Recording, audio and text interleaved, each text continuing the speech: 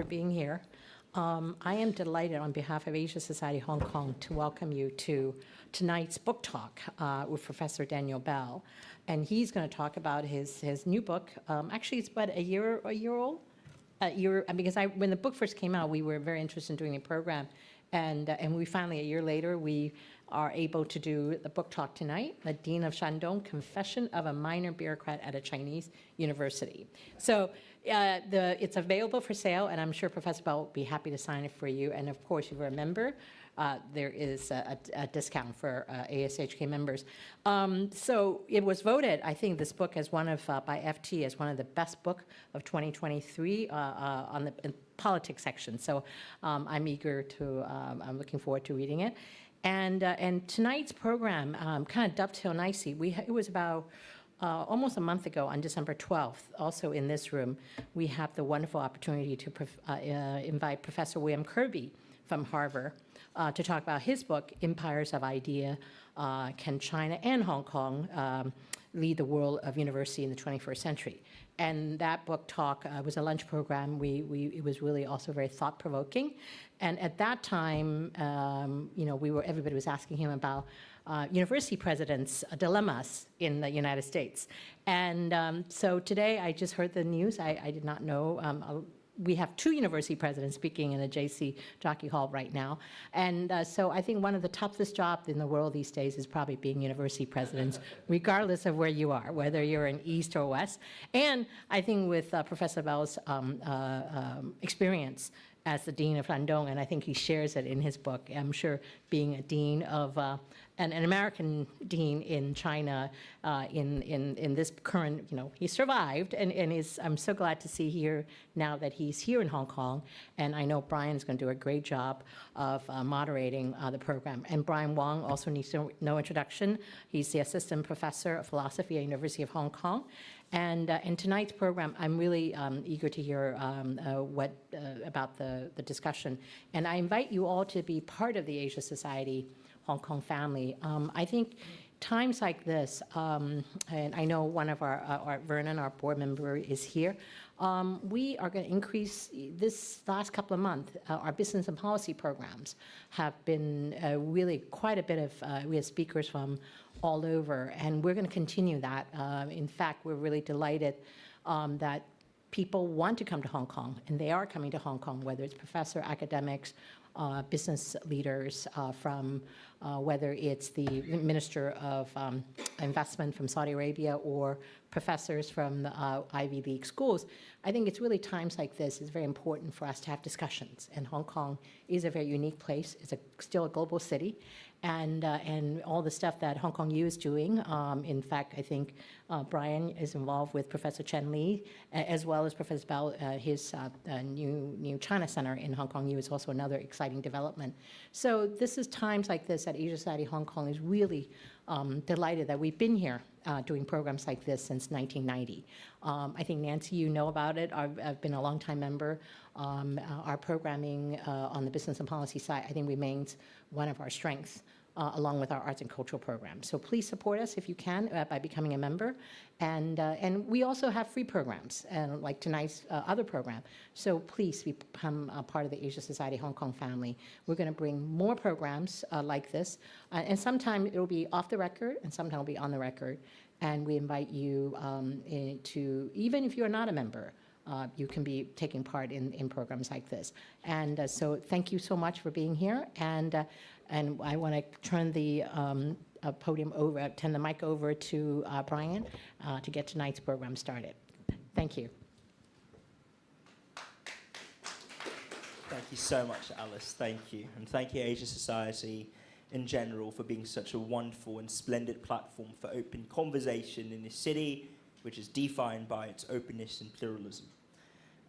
Tonight's guest needs no introduction, really. He's one of the most prominent political theorists, public intellectuals, writers and thinkers on China that the world has seen in the past 20 to 30 years. He's also the chair of political theory at the Faculty of Law at the University of Hong Kong. And of course, Daniel had previously served as the Dean of School of Political Sciences at Shandong University, Qingdao, which gave rise to this wonderful book that he'd penned recently. So before we begin, allow us to please give Daniel and welcome him with a round of applause. Thank you very much. So I'll begin with a few conversation opening questions, following which would have, opening up the floor to the Q&A, really, the most important part of tonight, which is the direct conversations between you guys and Professor Daniel Bell. But before then, it falls upon me to start with the obligatory first question, which is, Daniel, can you tell us a bit more about the motivation behind this book, right? Because we've heard a lot about the contents of the book. I'm sure many here have read the book, but perhaps, just going back to the very start, what were you thinking when you put pen to paper or fingers to laptop in putting together this interesting, short, yet incredibly insightful read? Thank you very much. Well, thank you for the kind question. Does this microphone work? Let me just one tiny little note. I'm honored to be part of the greater American continent, but my hometown is Montreal. So, now why I wrote this book? There's several reasons. Soon after I started serving as dean, I realized that this is going to be a fascinating experience. Even the very boring stuff, like 4-hour meetings, I realized, well, this is quite interesting. Why are they 4 hours? It's such a long time. So then, it sheds light on things like collective leadership, which operates not just at higher levels of government, but at lower levels, including academic institutions. In Hong Kong U, I don't think there's collective leadership. But at Shandong University, there is, right? And also, that's one reason, by the way, why the Xiaozhang and so on are less endangered in mainland China than here because there's collective leadership. That's the first reason, is that it was a fascinating experience. Even the boring parts turned out not to be so boring, right? And also, even during those meetings, what were people writing? Were they really following the debates that much, and so on? These are fascinating questions. But it's also that, I had served at the University of Tsinghua University for 13 years, and I wrote about political meritocracy, 贤能政治, but it was more of a kind of ideal, but I wanted to learn how to operate it from the inside. So serving from the inside shed a lot of light, and I thought it could help it could help me to learn much. That's another reason. But another reason is that I didn't succeed to the extent that I thought I would as dean. And so writing a book that was relatively sympathetic towards my colleagues and students, I thought would be one way of thanking them. And the last reason, which is perhaps the least successful, is that, what was going through my mind when I thought this, and I even mentioned that in the book, was that I thought that I could help to counter the demonization of China by portraying the more humane or normal or sometimes even humorous side of China. But I realized the forces that, in favor of a demonization of China are much too strong for a humble little book like mine to try to challenge in any way. So I'm not sure what was going through my mind when I thought that. There's a lot to unpack in that comment, and perhaps I just want to start with this sort of theory-practice gap, or the juxtaposition that you highlighted there. Because, for those of you who are familiar with Daniel's works, he'd spent decades looking into the sort of ideal type of governance, of the China model of meritocracy as espoused by sort of what China could potentially become as an ideal evolved form.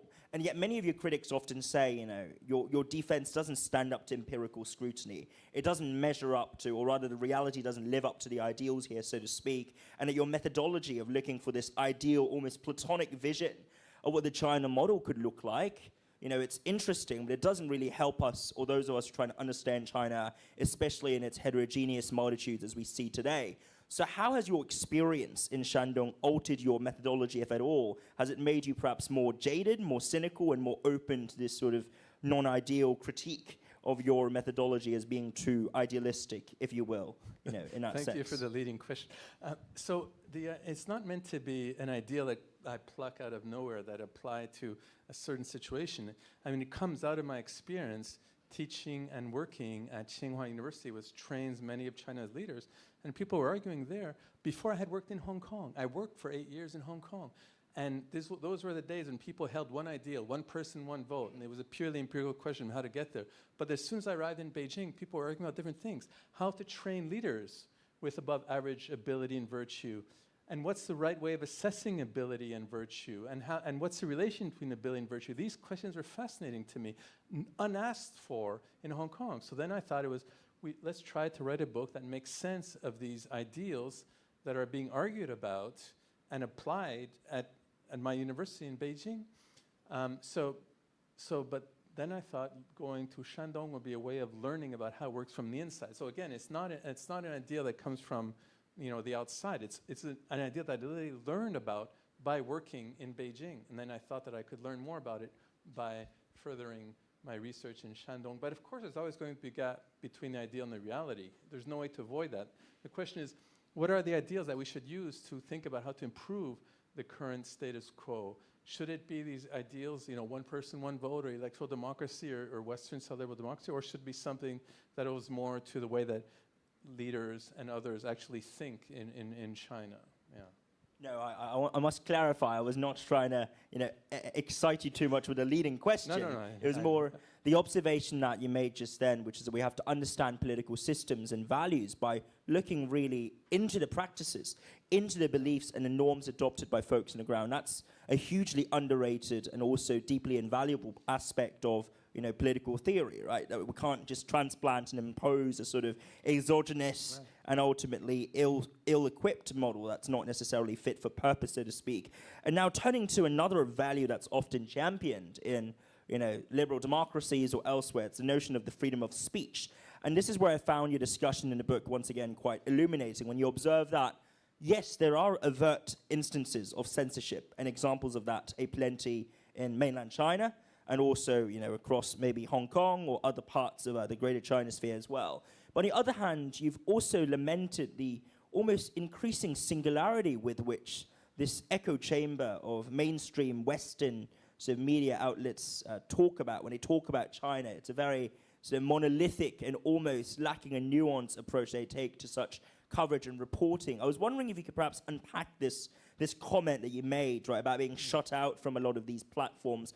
How do you feel about this sort of exclusion? And do you think there's a serious problem with the media as we see in the West? Or was it really just an incidental sort of blip that you're confident that eventually will be self-correcting? Because you talked about the powers that be just then in terms of the demonizing of China, right?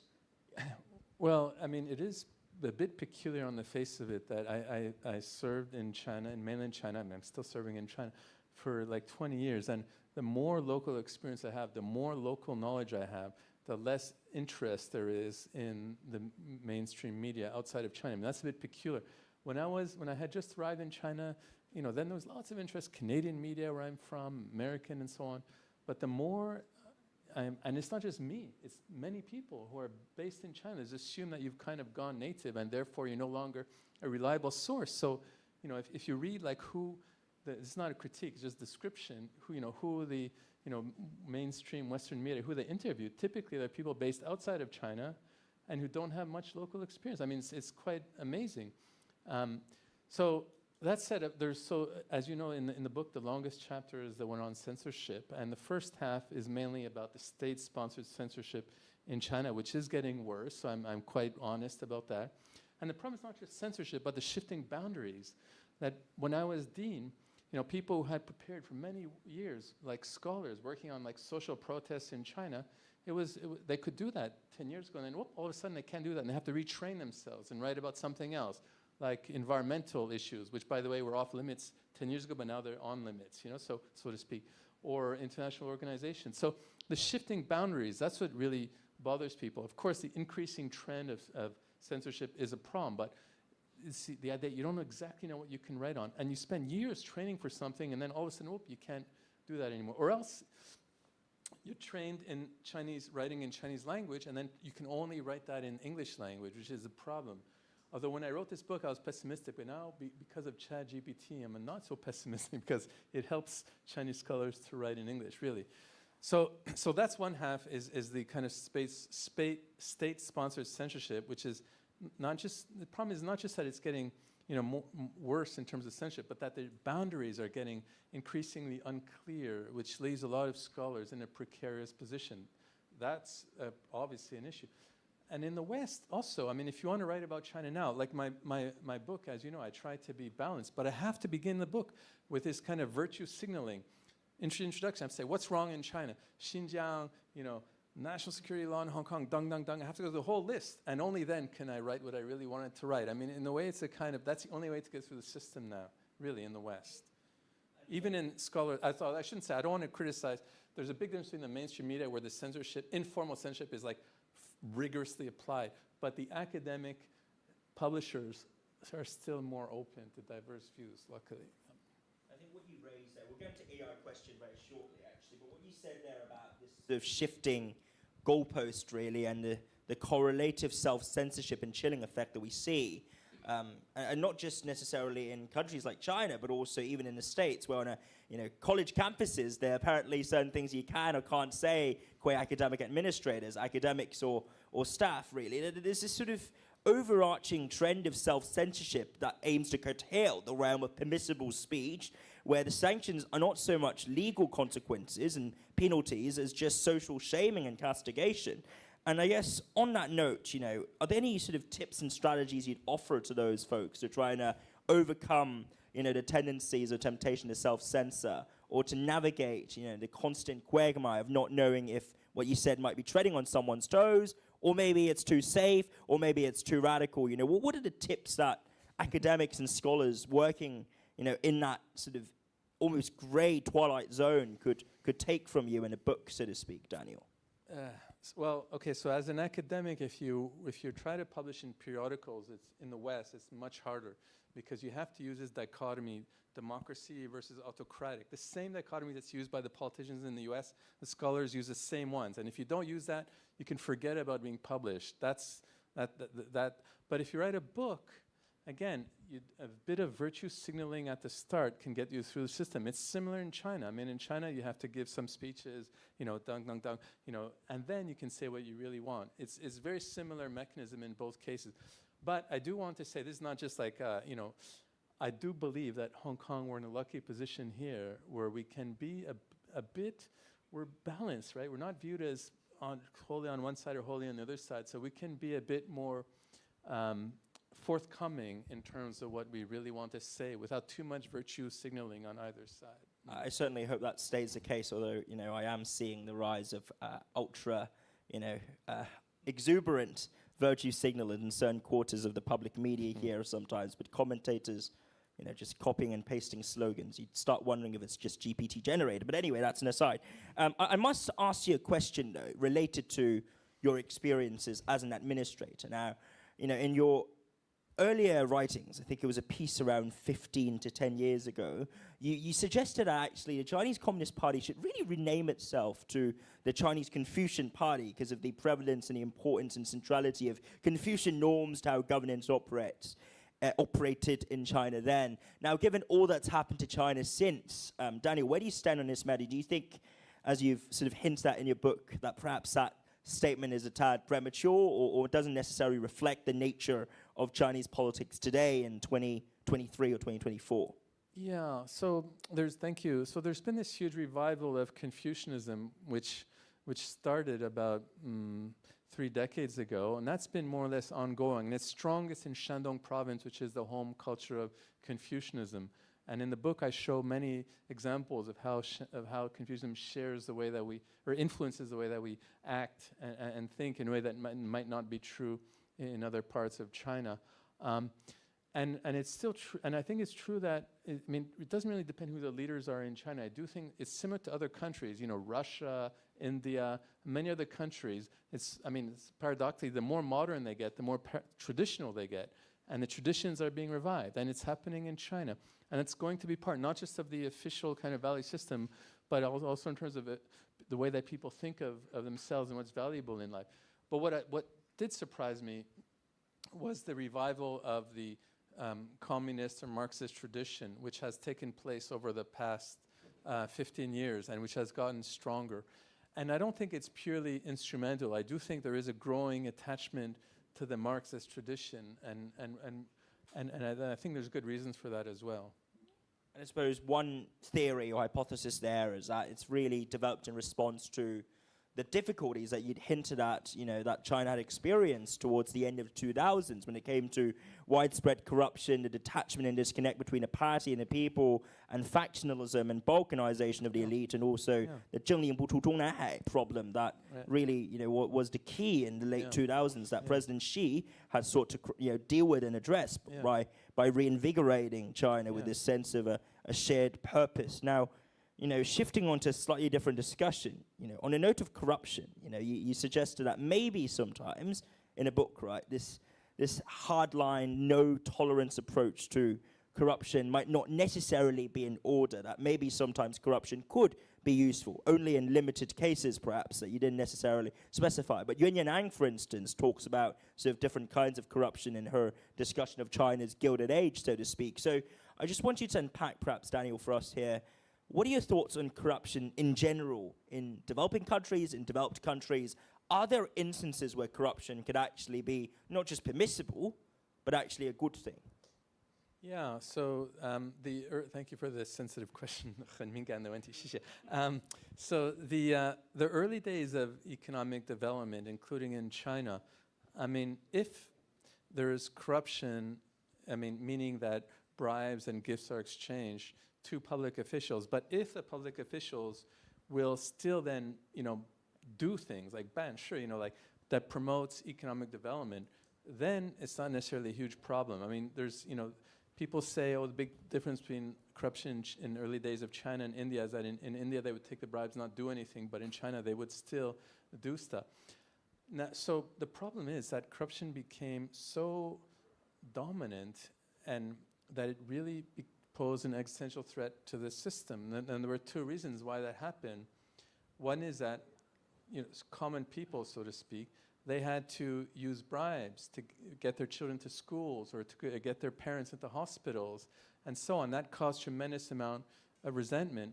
And two, that the government derives legitimacy precisely not from its, the fact that it's elected from the people, but by the fact that it has superior ability and virtue. And virtue means that you're serving the public, not misusing public funds for your family purposes.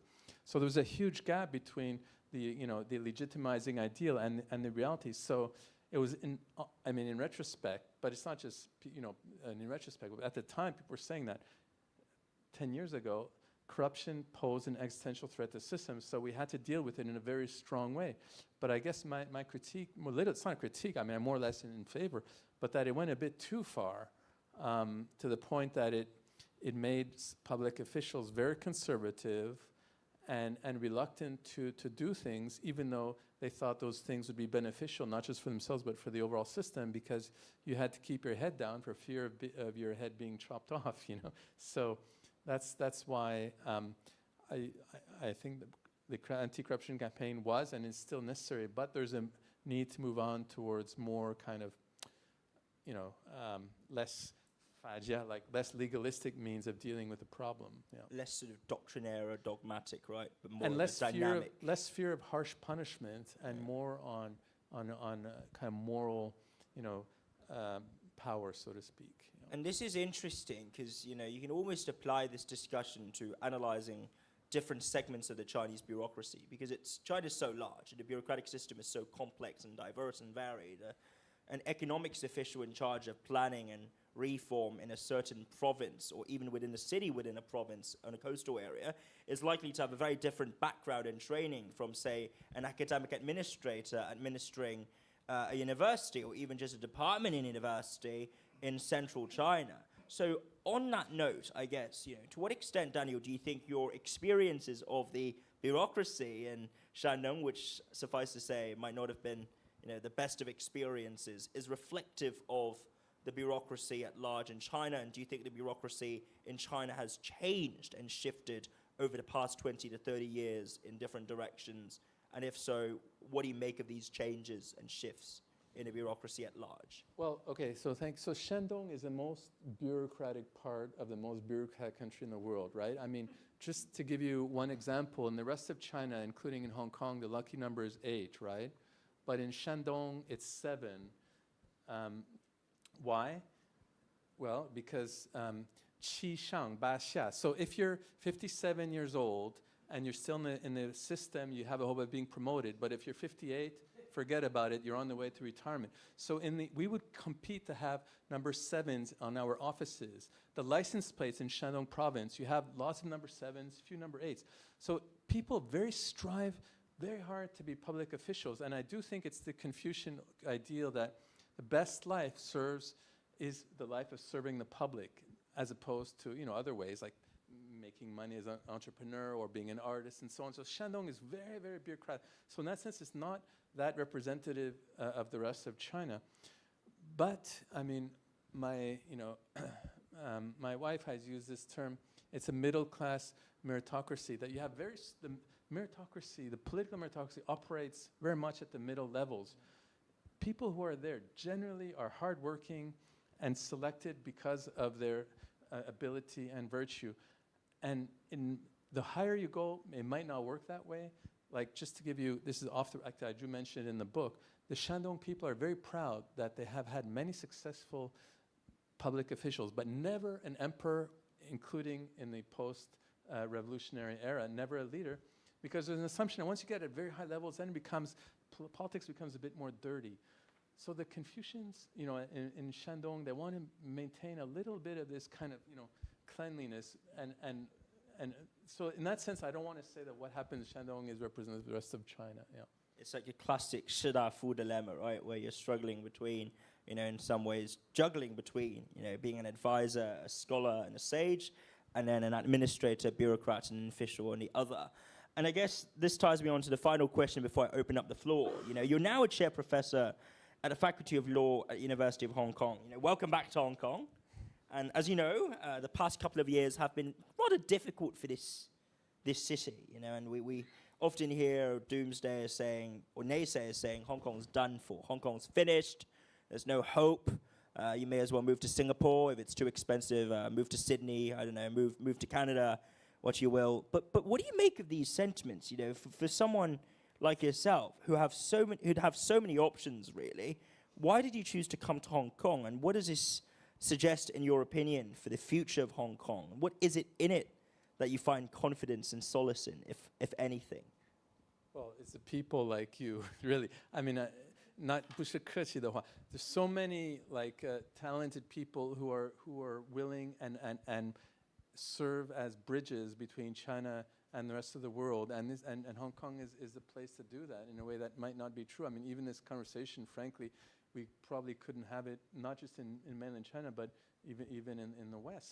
So I do think that Hong Kong is a bridging place, and we have much more academic freedom and freedom of speech compared to the problem in Hong Kong is that still the major issues, like the economic issues, the gap between rich and poor, and the heavy emphasis. Sorry, I hope I'm not criticizing anybody here on real estate. Doesn't, as a major central plank of the economy, it doesn't seem to be resolved. Mainland China is moving much faster in transitioning to a new model. Mainland China, 2 or 3 years from now, I'm still relatively optimistic. But in Hong Kong, economically, there's still not much movement in that respect. Yeah. But this is, pardon my superficial analysis. And I guess there's also dearth of direction, right? People are looking for directions, growth engines, new trajectories. And on that note of trajectories, my trajectory turns to the audience. So please, if you'd like to ask a question, please rise up and state your name and also make your case, hopefully as succinctly as possible. I hope I don't have to cut you short. I assure you I don't want to. And I'll take 2 at once before having Daniel respond. And of course, I'll chip in as well concurrently. So on that note, who would like to ask the first question tonight to Daniel? Yes.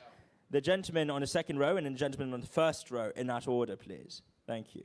Good evening, Professor Bell. It's good to meet you. I finished your book, and I really enjoyed it.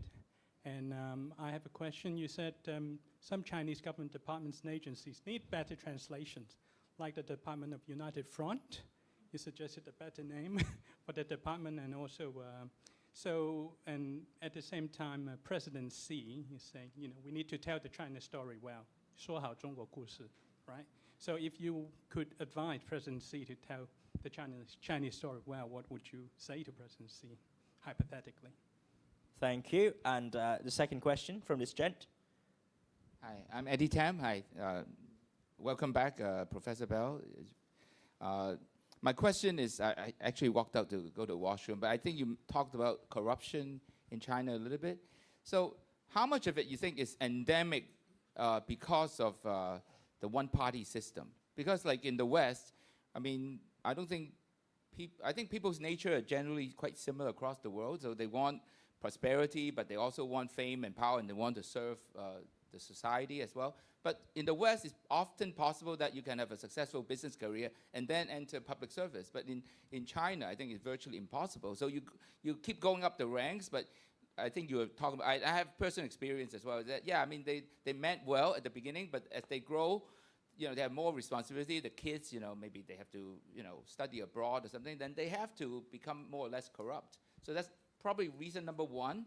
And number two is, I think the law in China is deliberately over complex. Like, you know, from friends I know in the property development area, I mean, I think it's well known that you need like maybe roughly 70 chops of approval before you get going. So you know, and it's completely entangled and, you know, not necessarily logical. But that's the way to seek rent. So it's because the system is so complex that you need protection from, you know, certain officials for you to proceed with whatever projects. Basically, it's impossible to get ahead in China without breaking some laws.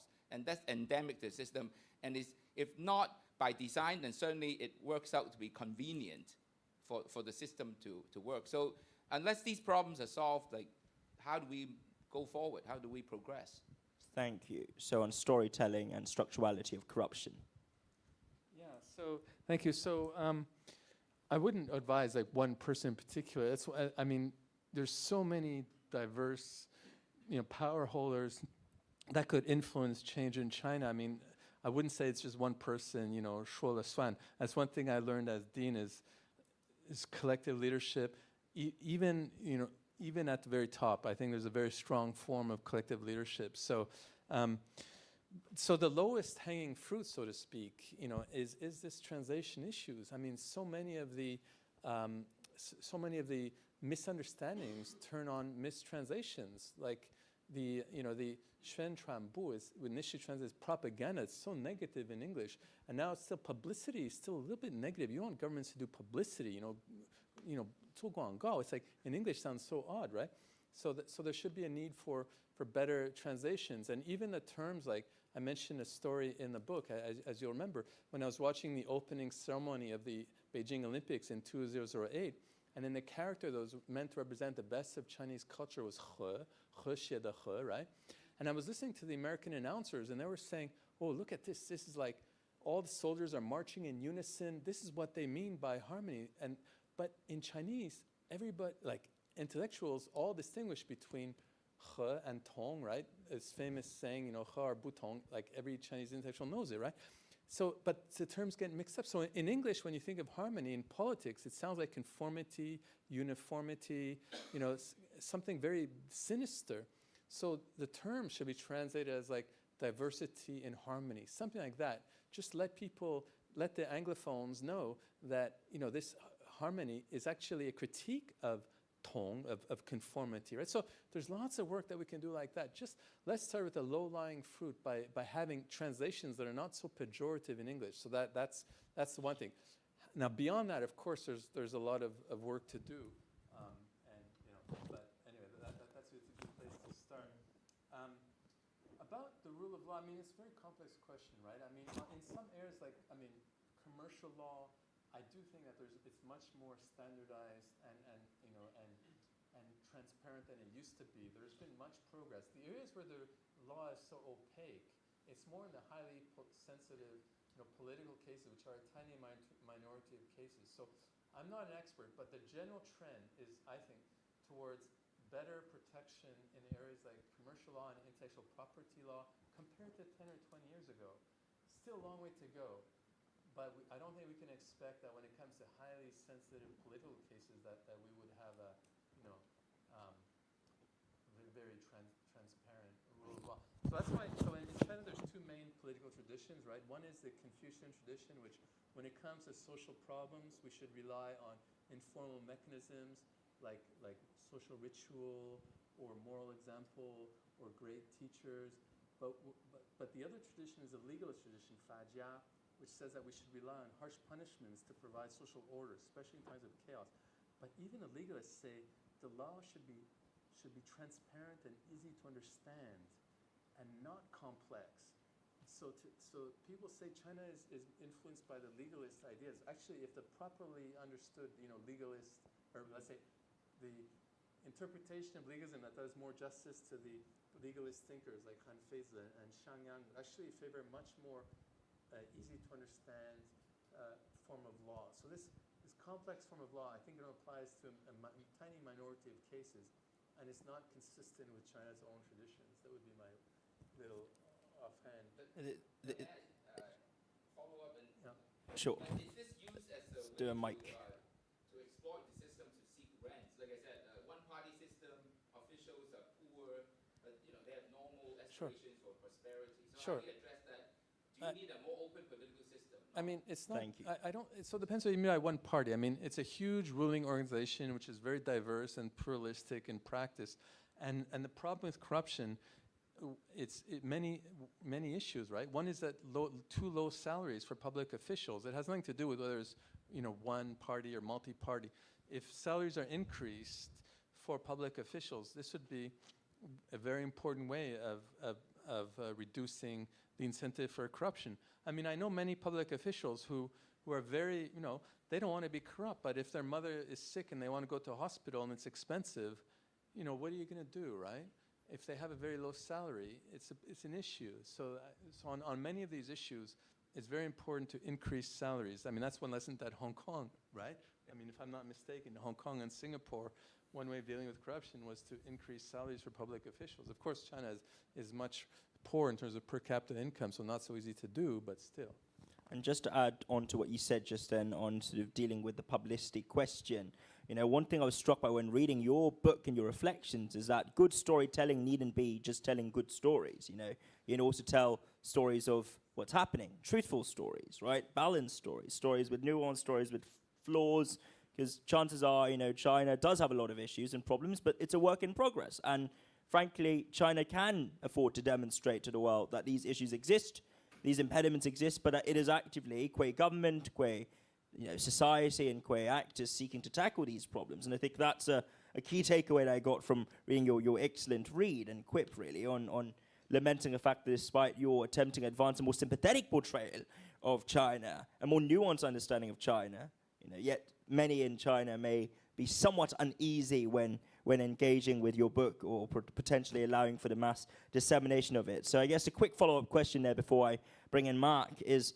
how's this book doing in China? Is it currently sort of in circulation in its English form? Are there plans, just for the interest of the readers, to translate it into Chinese? And also, hopefully, would you be doing more talks on it in China or in mainland China as well?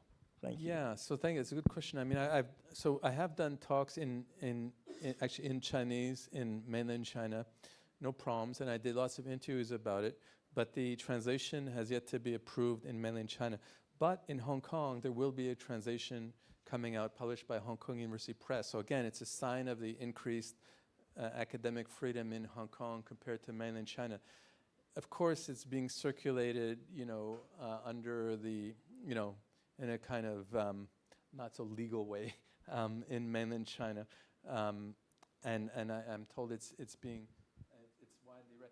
So, and the one problem about censorship is that the decisions are made often not very well informed. Like one thing that I learned, and I didn't know this before, is that somehow we assume that the censors have full information, but they make decisions sometimes based on like the titles or the titles of chapters. So in English, I wrote titles of chapters to kind of catch the reader's attention. Has to be a little bit catchy. But some of those titles, when they're read by the relevant powers that be in mainland China, they think, oh, this is problematic, and they don't read the text. So that's an issue that if I knew that this would have happened in mainland China, maybe I would have chosen more boring titles. Always a trade-off. And on that note, Mark. Thank you, Mark Michelson. Thank you, Brian. Thank you, Daniel. That's very interesting. Just quick comment I want to make on on rule of law and the legal system. I agree with you. Laws are pretty strong, and you mentioned intellectual property.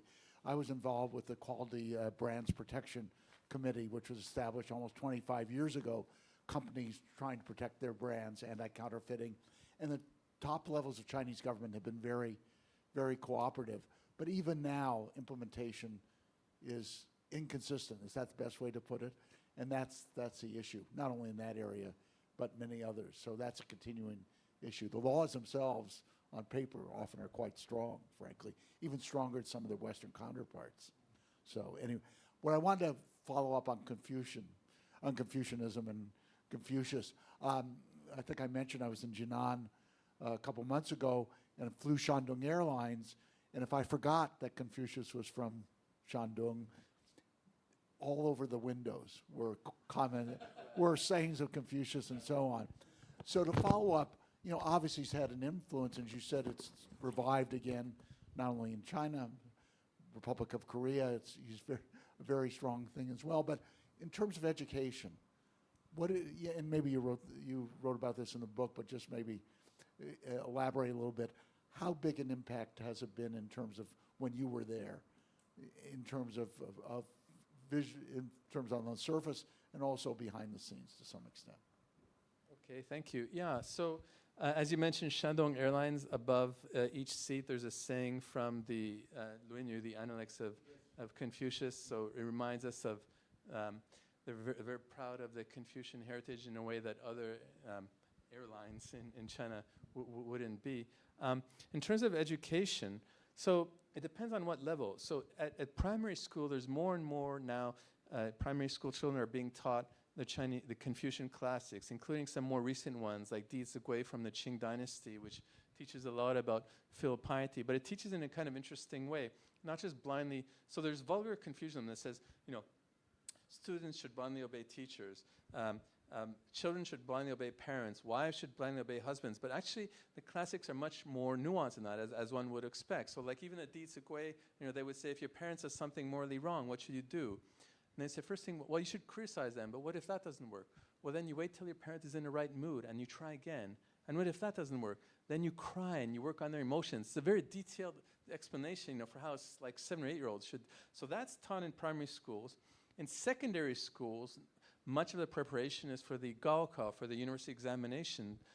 And for that, too, there's more of the classics. So they have to learn the first chapter of the Xuanzi. So I did a seminar on the Xuanzi, and all the students had memorized it, or at least the first chapter, so we could go right into the debate without thinking about the text too much. So, but to teach in an interesting way at universities, you really have to do it in a way that's not just like, you know, blindly reciting or the master says and the students absorb. You have to make it interesting in terms of debates.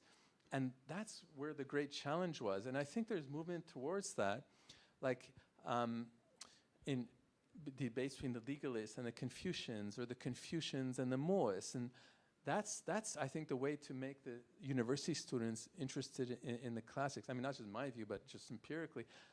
And as a dean, I tried to promote that, but it's very hard to find. I mean, frankly, to be a good teacher, you have to be well-trained and also be willing to engage with these in an open-minded way. That's the big challenge for the universities, yeah. You talked about Di Zigui, and you outlined some pretty detailed recommendations in it, just you know, concerning, you know, waiting for the right mood, Yeah. crying, I guess emotionally engaging with your parents and so forth. And whilst listening to that, I was struck by how useful that might actually be for those people, those folks who try and affect change within the Chinese system, right? Because you often talk about, you know, Confucianism as undergirding the China model of governance, but then would the same, you know, also be applicable to the China model of critique, or China model of social reform, or China model of gradualist change? And to what extent do you see, Daniel, sort of room for interpretation or application of Confucian wisdoms for those who might be outside the government or not necessarily within the most core power structures that be, you know, when it comes to how they could bring about changes to their communities and neighborhoods? Yeah, so in Shandong, there's a lot of, in the rural villages. I mean, before the revolution, Liang Shuming, we have an expert here, who's now doing a postdoc at Hong Kong University, who works on Liang Shuming. Before the revolution, he would go to the rural areas and try to educate the local people and into the Confucian classics. That's still going on now in Shandong province. So there's a lot of this rural stuff. And so there's a professor at Duke University called Anna Sun who does the empirical research. She's a sociologist, she goes to the rural areas in Shandong and other parts of China and shows how Confucianism is being taught at the local levels, about like obviously filial piety, but other Confucian values too. So there's a lot of that. And sometimes it doesn't just happen from the top, like the Qingming Festival, right? Which is in Hong Kong, is it a holiday? Yes, Okay. it's a holiday. So in mainland China too, but it came from the bottom. Tens of millions of people took the day off, and finally the government just said, "Swanla, let's make it a national holiday." I don't know in Hong Kong how it came about, or is it a recent national holiday? That's a very good question. I might have to consult someone older than me, but you know. But I mean, the point is that much of the revival of Confucianism, it doesn't just come from the top, it comes from the bottom as well, yeah. And that's a very interesting comment concerning the organic interchange of top down and bottom up. And I see a question over there. Can I take another question as well alongside this gentleman? So any other questions? Let's make this more interactive. Just hold your horses. Anyone else want to ask a question? Anyone else? Okay, over to you. I'm from CHK, the university that was set to be on the stage. So allow me to be a little bit more pessimistic in what we are discussing today. So earlier you mentioned something with regards to censorship in universities. Testing? Yep. With regards to censorship, I would like to follow up on that. Some would even say that the social climate in China would be more ideal for scholars who study social movements and also social issues compared with the ongoing blinded patriots in Hong Kong. Do you agree with this kind of view? Do you think that the boundaries that you earlier mentioned, that the scholars who's conducted studies on social issues, now that they are allowed to do environmental related social issues, do you think this kind of situation would eventually arrive in Hong Kong with the ongoing change in the academia? And finally, if there's a young person in Hong Kong right now who's interested in studying both Hong Kong and China social issues, do you think in mainland China or Hong Kong would be a more ideal space for this young person to pursue their academic journey? Thank you. Thank you very much. You're probably, you're probably the better person to answer that. Why don't you take a shot at this? Okay, I'll answer this very briefly before passing the mic to Daniel, but I think the gist of it is this. There certainly are alarming elements of folks trying to be more royalist than a king and in trying to interpret, Beijing's edicts in the most doctrinaire and also doctrinal manner so as to minimize their own political risk and risk their own political careers. And that has certainly given rise to this chilling effect that is disproportionate and has led to many of my mainland Chinese friends and interlocutors often writing to me and saying, "Brian, it's supposed to be one country, two systems. What's happened to your media? Why am I reading stuff that, frankly, we don't read in the mainland anymore? Like, at the very least, we have a lot of substantive critique of slogans and party doctrines. We actually interpret and apply them, whereas you just sort of parrot them in your op-eds here. And I say, firstly, the you is very accusatory. I don't do that. And secondly, I guess it's hopefully transitional, right? When we are transitioning from one set of norms and implicit standards to another, there's always bound to be growing pains. And it is my hope, and it is also my underlying conviction, that I firmly believe there's enough sense and also enough reason in both administrators and bureaucrats in charge of Hong Kong and Beijing, and also in the intelligentsia here locally to hold the fort and to demonstrate that there is value in having two systems and having a more cosmopolitan and international city on Chinese soil that is unique and sui generis, with it being Hong Kong. So that's my quick 2 cents, but I'm going to ask Daniel to take up this challenging question. Well, I'm new here, so I'm still learning. I mean, my impression is that it's more sensitive for scholars to work on Hong Kong politics than on mainland Chinese politics, and I don't know if that's going to change in the future. So, if there is an interest in working on issues, probably very sensitive issues, it's better to work on mainland China's issues than Hong Kong issues. That might change in the future, hopefully, but I don't know. I mean, I worked in Singapore. My first job was in 1991 to 94 in Singapore, and there you could basically, you were free to discuss most things except Singapore politics, and that hasn't changed that much in Singapore. So I don't know if it'll change in Hong Kong. Yeah. Yeah, as the saying goes, "Yatsu hurtu yatsu la." Different rules apply to different places, doing as Romans do. And on that, any further questions?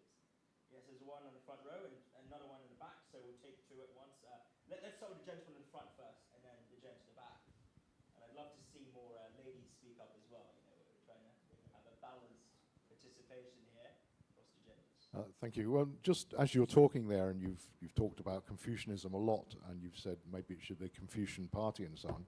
So, do you think Confucianism is a good way to run a country in the 21st century, say compared with other possible systems like having the rule of law or democracy or any other possible system? I haven't had a time to really think about this question, but you're telling us all about this Confucianism. Is it fit for purpose, basically? Thank you. And over there.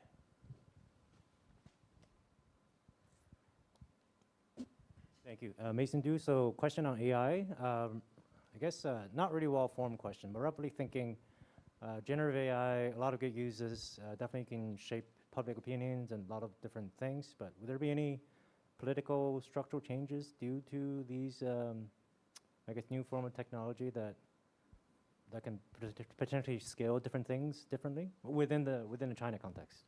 Right, just curious.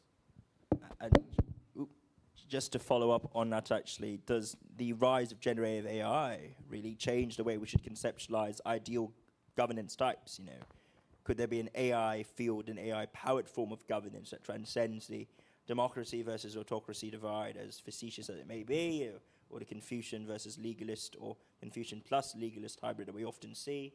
How does AI change the equation? So over to you, Daniel.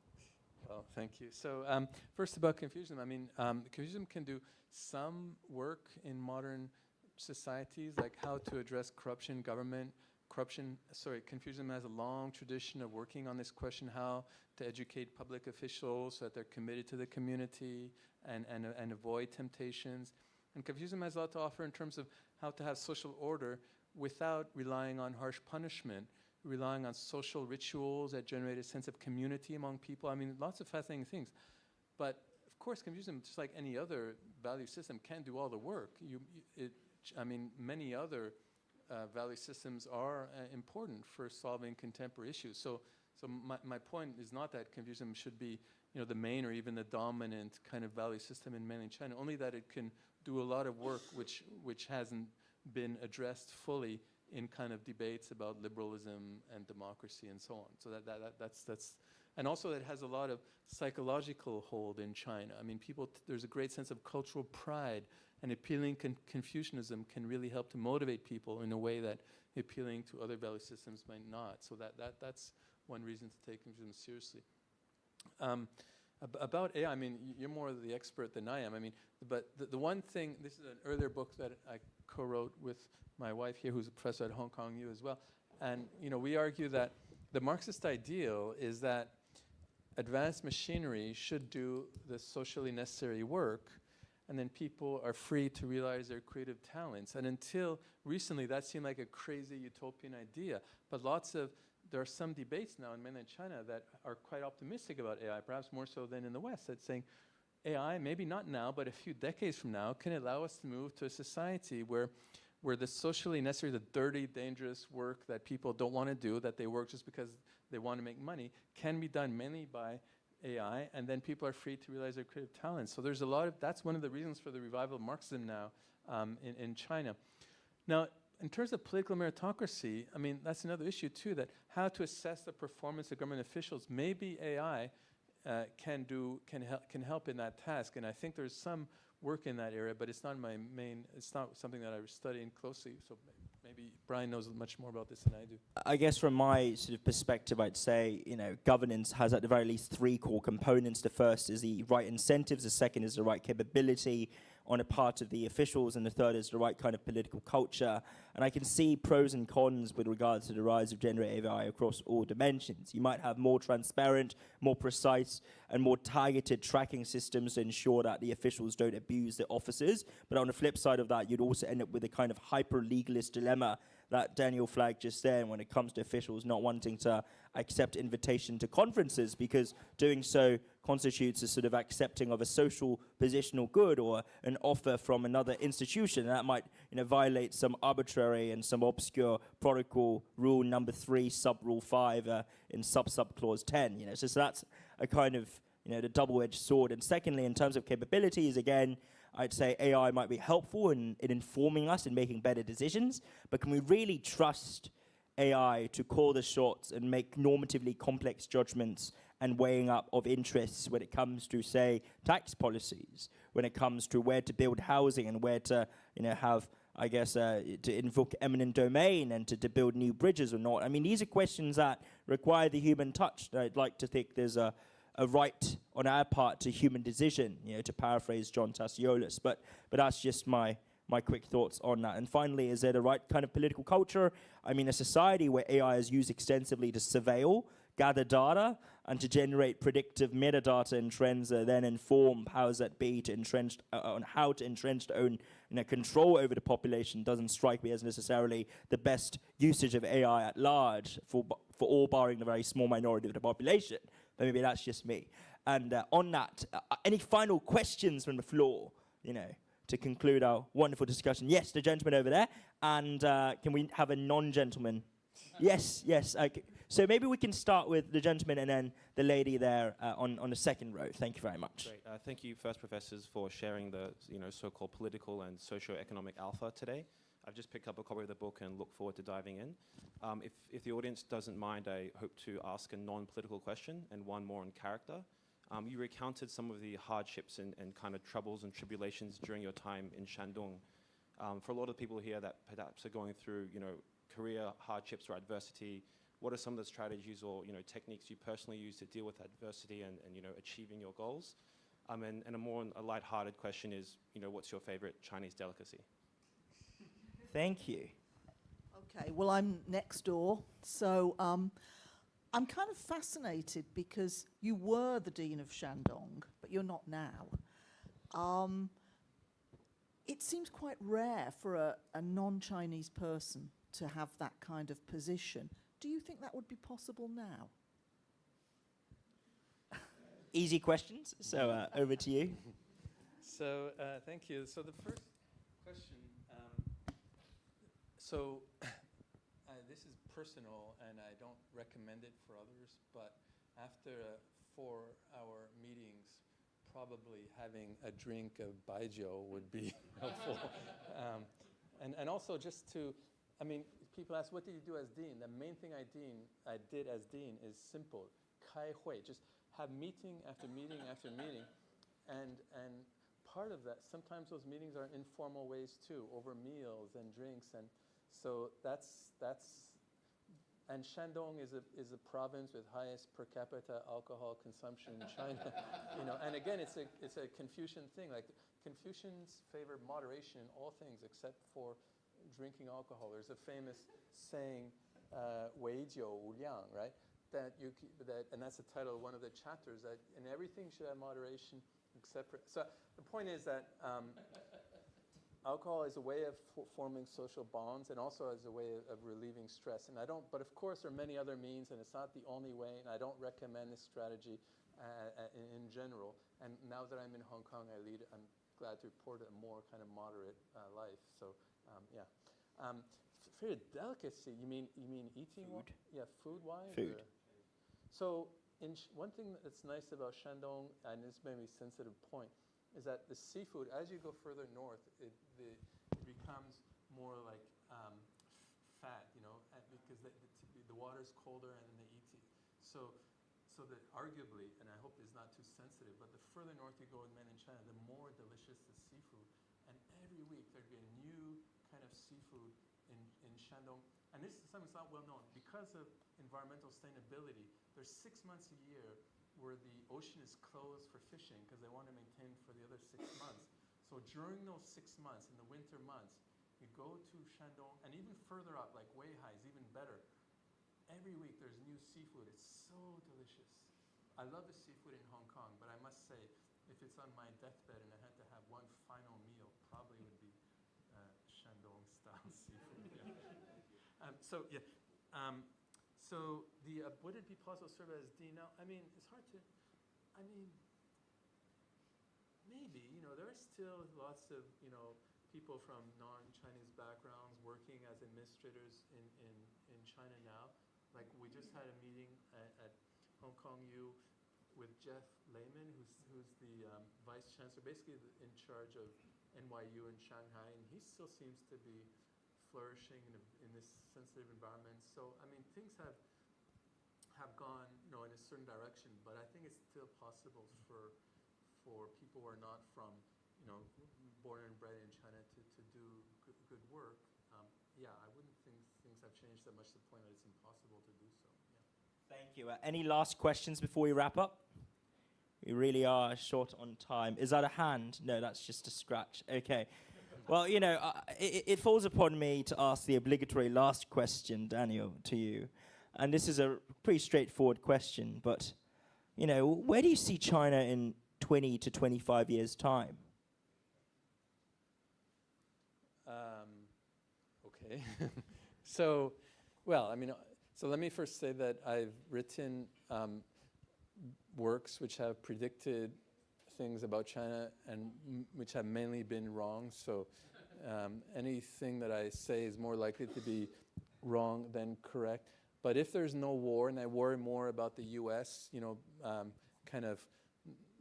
pushing China into a war, so long as there's no war, I'm still relatively optimistic about China's future, mainly because the younger generation is both committed to China's traditions and also very open to learning about the best practices from the rest of the world, and not so brought up in this kind of, closed kind of, or those very chaotic times of Cultural Revolution and so on, which makes people legitimately more paranoid.